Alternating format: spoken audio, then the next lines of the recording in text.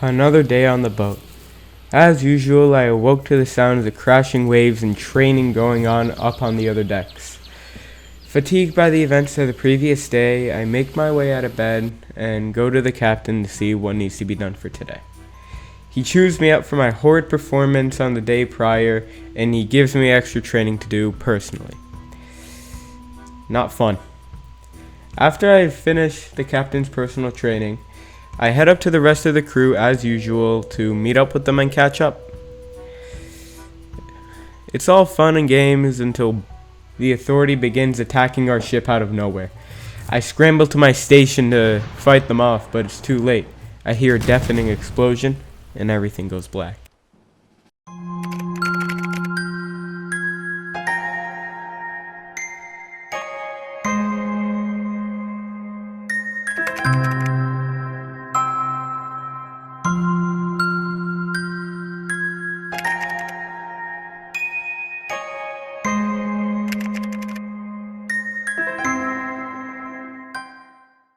I wake up in a town filled with unfamiliar people.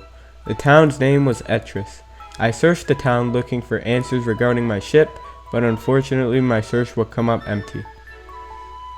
Using the notes I received from Trenty, the man who saved me and brought me ashore, I bought a new outfit as the one I had on was destroyed, and with the remainder of my money I bought a small boat and set sail in search of my comrades. Eventually, I discover a cold, snowy island. Upon arriving, it felt as though a strange force was pulling me in.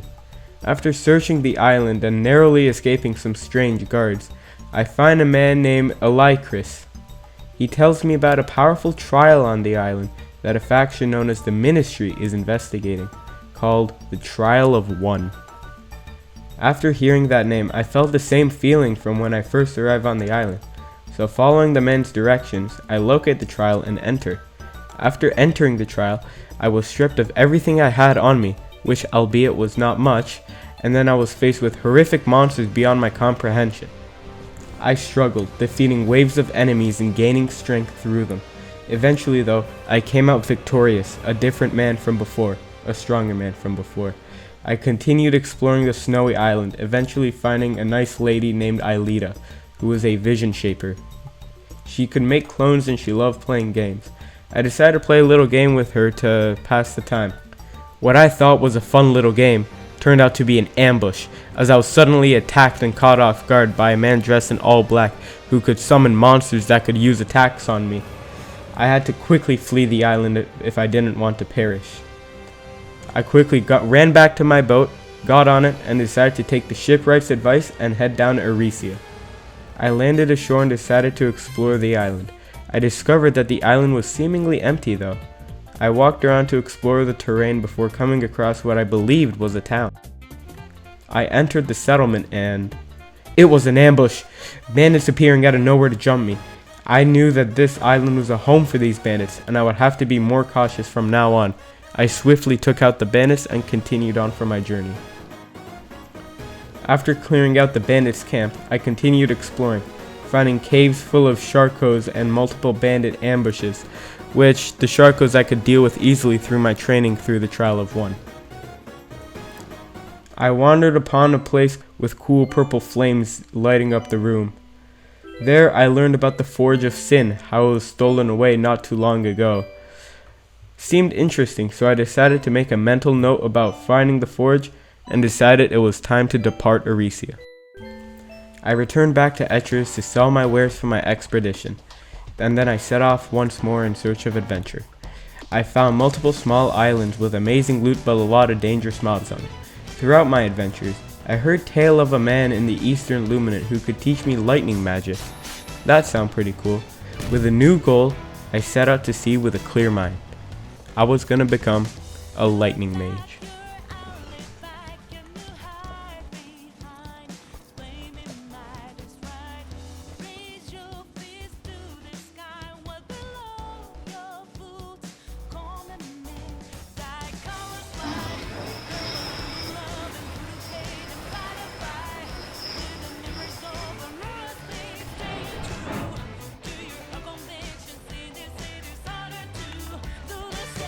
I took off on my boat once more to continue exploring the world, reaching an island known as Summer Isle, the home of the Summer Company.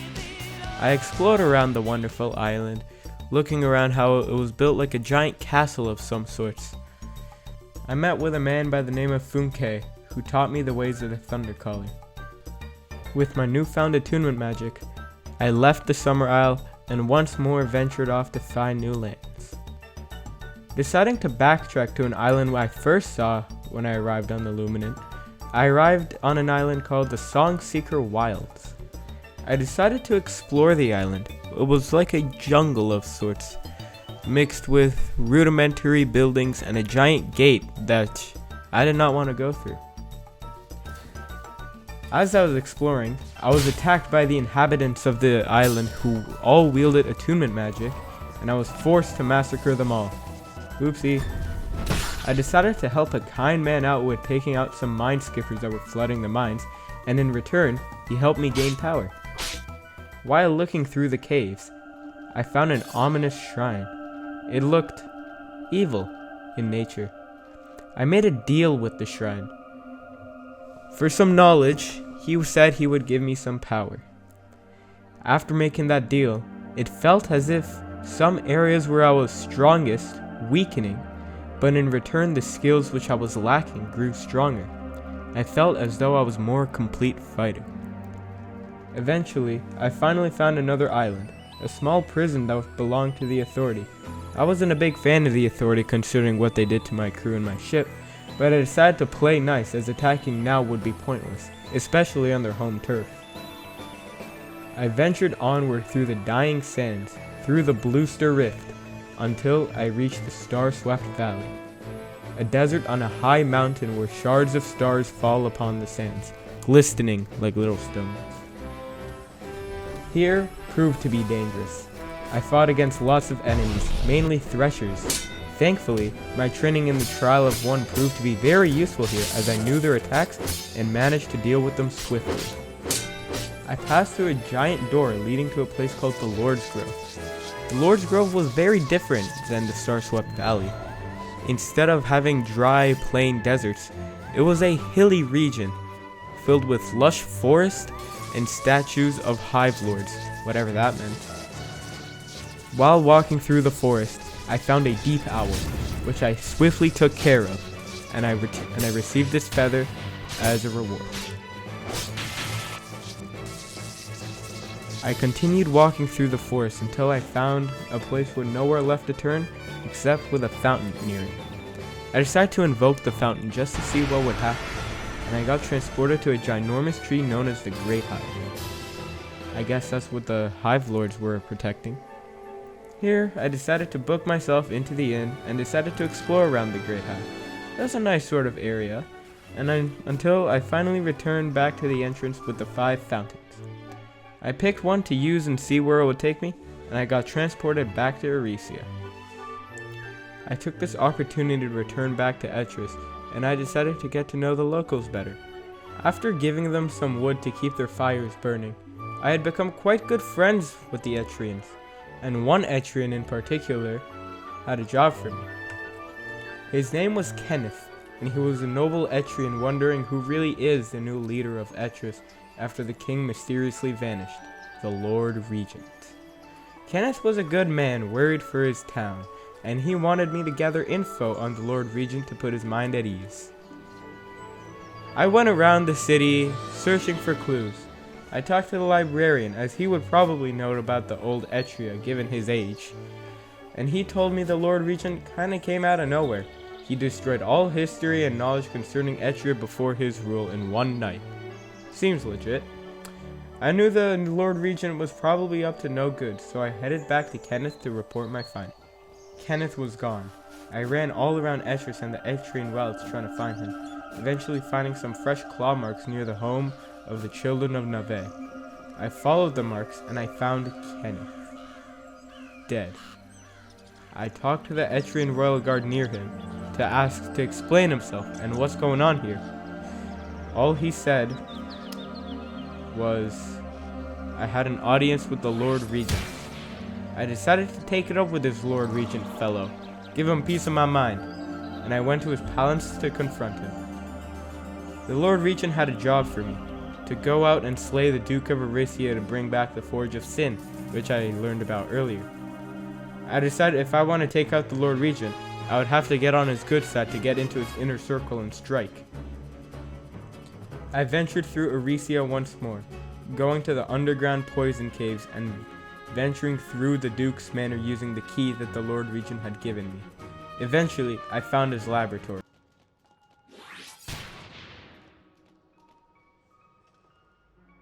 So you're the one running about tripping my alarms, Care to explain? That thing is finally making its move, I had thought it would come personally, but the Lord Regent must see me as a mere agent's workload.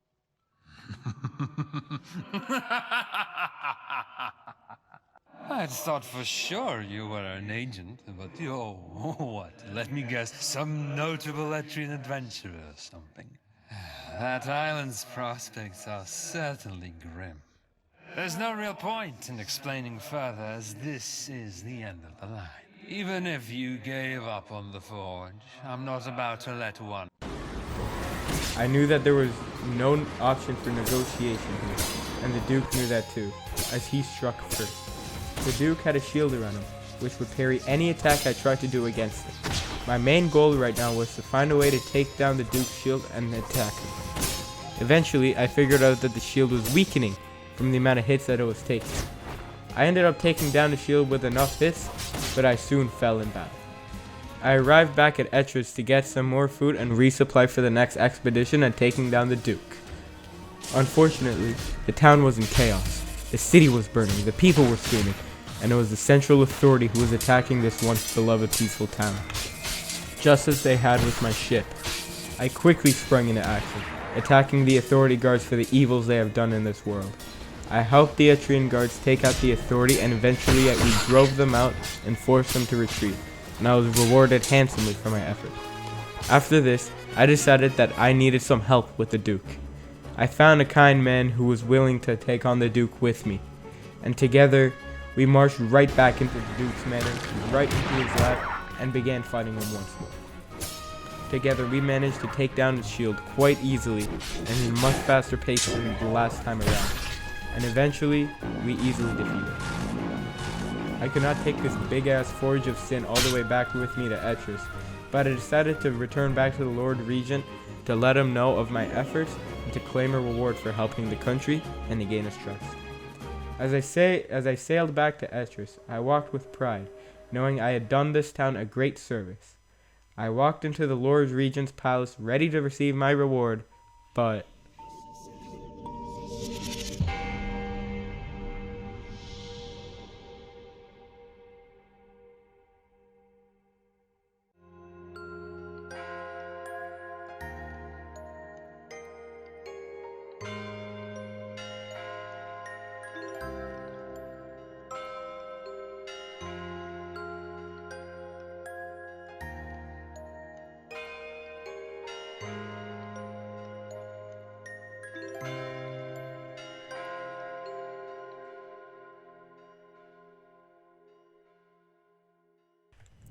I was betrayed.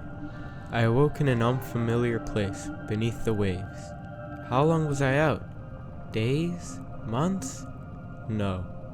It's been longer than that. How many years have passed on the surface? The depths was a place not everyone could escape, especially not the unfortunate citizens of Seltor. Everyone had heard the story. A great prospering nation of Seltor in the southern Luminant, drowned beneath the waves with all its inhabitants with it, never to be seen again. While wandering these monstrous depths, I found a man by the name of Strad. Strad was a kind man, living in the depths for most of his life, after he was ambushed by a Voidwalker on his first trip out of his hometown. He was down here for a very long time. He knew the ins and outs of this place, and he figured if we could try and make it to Seltor, we could try and find a way out of these depths. He showed me what kind of cruel place the depths really was, with monsters who have been empowered by the powers of the depths, who are much harder to defeat, but together we managed to take them on. Me and Strad quickly became close friends. Together we managed to defeat the creatures of the deep and made it to the Cathedral of the Interstice. Within, a large platform awaited us to go back to the surface. Me and Strad decided here and now to always stick by each other's side and help each other escape this wretched place as brothers. From our trials getting to this city and now to this final trial here, making a vow for our forever friendship, he dapped me up and we began to take the elevator up.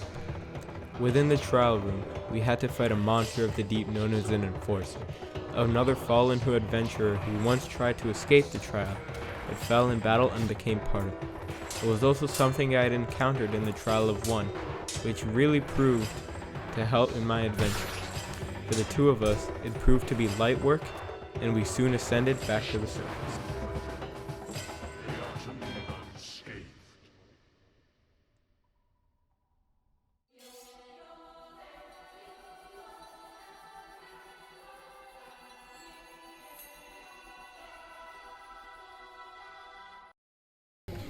On our way out of the depths, I told my newfound friend to meet up at Great Hive Aresia as soon as possible so we can continue our adventure. After a while, he finally told me he made it to Aresia Island, where I promptly went down to greet him. Our reunion was short-lived though, as one of those Voidwalker guys who sent him down to the depths came back to finish the job. I helped through buffing him with spells and stuff, and Strad managed to take him down. We decided to leave the area in case he came back, and started traversing the vast desert struck by stars.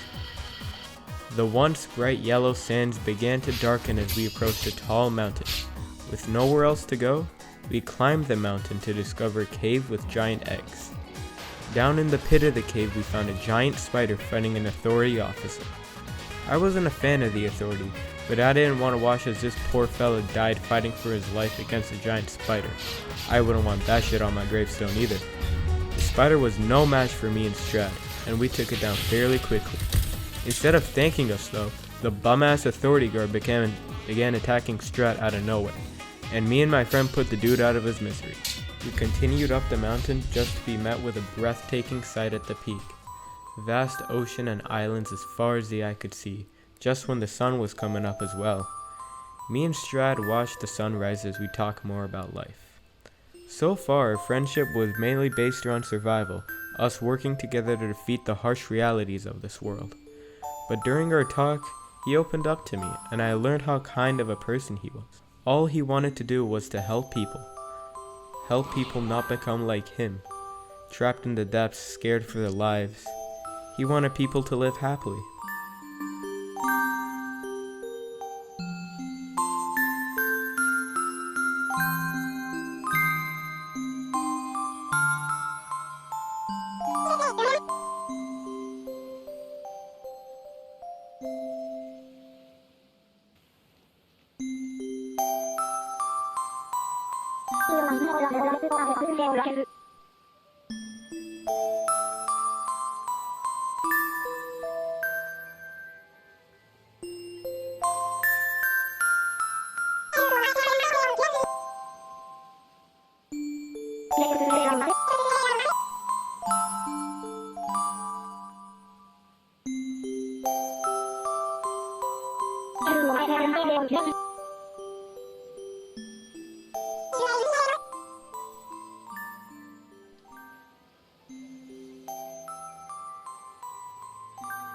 He wanted to take an oath.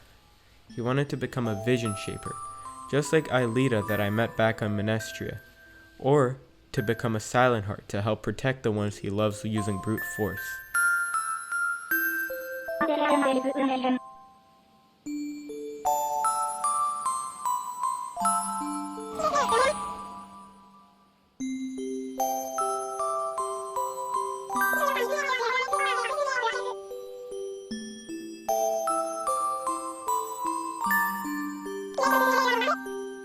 Spotted an island out farther at sea and decided to try and glide to it once the sun became too blinding to look at.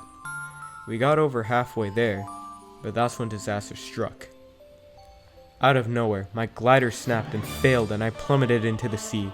It wouldn't be too much of a problem, but I landed near a small island with a terrifying foe on it. It looked to be like a king mudskipper. From one of the most trivial enemies I've ever faced to the strongest. I fell in battle, but my friend dropped down from his glider to come save me, and within an inch of his life, took down the monster and dragged me to shore. The island he dragged me to was known as the Monkey's Paw, probably due to it being shaped like one. The terrain was different and the island overall had an eerie feeling to it.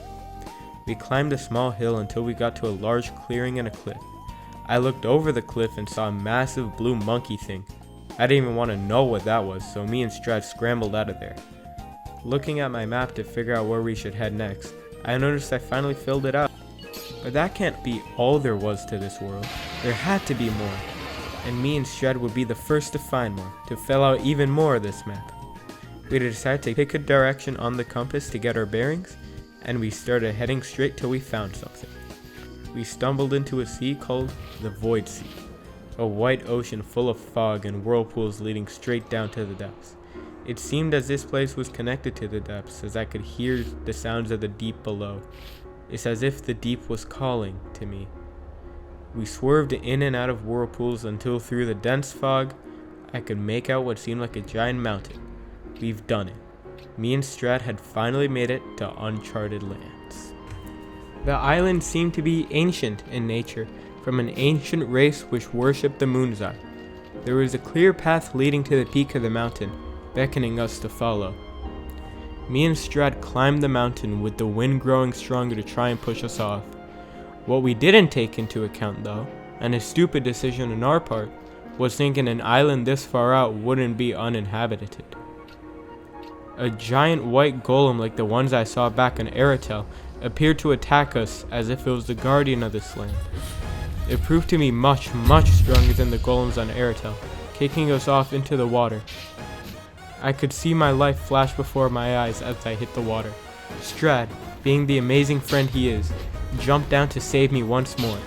I tried to help him as much as I could. I could see Strad's health begin to dwindle, and I used my ultimate spell to revive him back to full health in order to continue the fight and help save our lives. Even with my buffing spells and commands, Strad was no match for the golem and the lionfish with surface jumping. I went to save him, but the golem kicked him once more, sending him flying into a whirlpool down to the depths below. Without thinking, I swam as fast as I could to the whirlpool to save him. He's rescued me twice. Now, it's time for me to return the favor.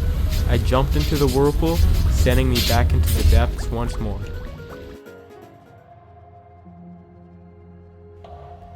I awoke once more in a different location than last time. The familiar grip on my soul trying to pull me down, the atmosphere being heavy and hostile, and the familiar sense of dread washing over me. I pushed these feelings aside and began to look for my friend. Through our mental connection from making our vow, we set up a meeting point to collect ourselves and head up back to the trial. As I was making my way to Strad, I got a message from him. There was another person there with him. I felt a short bit of relief as I thought he was safe, but the next message from him made my blood run cold. Strad was being attacked and I began sprinting as fast as my legs could carry me, gliding over giant holes and climbing mountains. I had no reason for this behavior. There was nothing to gain from killing, except fighting for the love of the game. My spell to heal Strad was not ready yet as I had just used it mere minutes prior. Strad was injured and the maniac attacking him was much better equipped than him. It was a race against time. I knew I was close when I saw them fighting on top of the mountain. I told them to meet me at it. I ran and ran as fast as my legs could carry me, but by the time I turned the corner where he was to save him, I was too late. Strad was dead.